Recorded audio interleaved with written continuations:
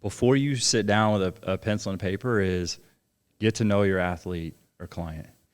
But I think you have to have a system behind getting to know them. And it's not because most noobs aren't quite skilled enough to sit down and have an open conversation that allows them to then leave the conversation and like, all right, I know exactly how I need to put this program together.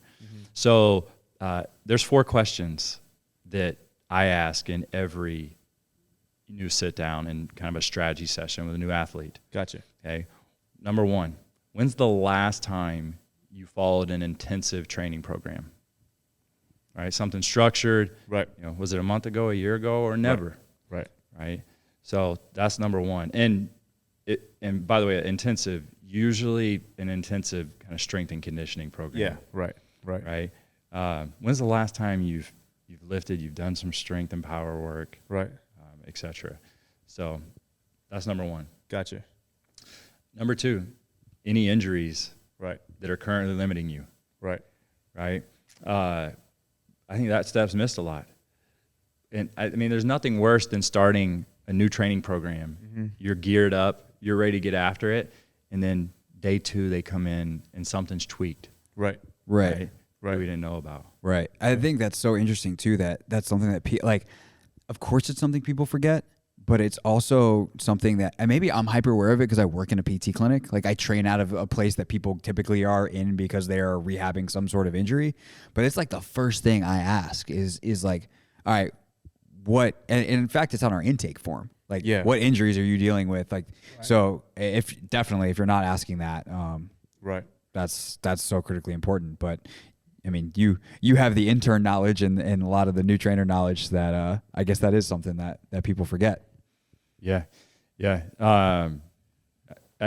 So number 3 is it's like basically asking what are your goals, but I think people can get a little confused with goals, or it's sometimes like heavy.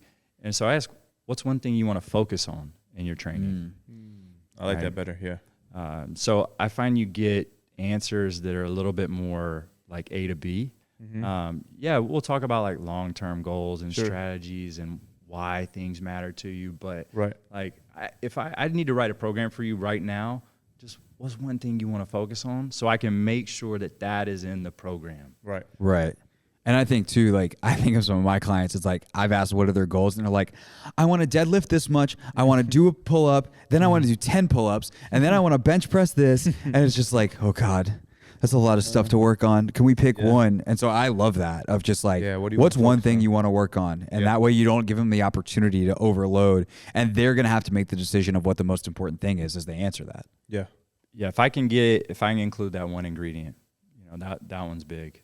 So, and by the way, people kind of stink at goals. Yeah. Like you're saying, Yeah, like they don't even know. They don't know what they want. Right. They're not exactly sure. Right. The things they're trying A to lot of them got accomplish. their goals off the last meme that they found. Like bench press 500 pounds. Yeah, I want to bench press 500 pounds. Like whatever. Well, why do you want want to do that? They saw. Because it's cool. Yeah, I saw it on Instagram. Right. Like I want to box jump 60 inches. Okay. Same. Actually, I don't. You don't need to box jump 60 inches. You don't need to do I that. wish I was capable of box jumping 60 inches, but that's a different goal. Right. All right, then you said there's 4 parts? Yeah, last one is what are your workout likes or dislikes?